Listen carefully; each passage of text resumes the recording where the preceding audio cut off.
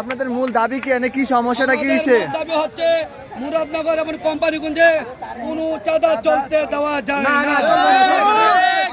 মূলত সমস্যাটা কিসের থেকে হঠাৎ করে আপনারা আন্দোলন করার উদ্দেশ্য কি?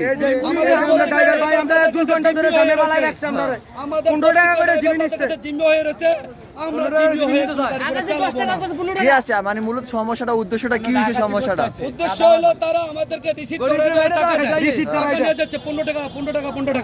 আমরা কেন দেবো? আমরা কি 100 রক্তের বিনিময় 2024 সালে দেশ স্বাধীন করেছে কি চাঁদা দেওয়ার জন্য? সন্ত্রাসী চলবে না।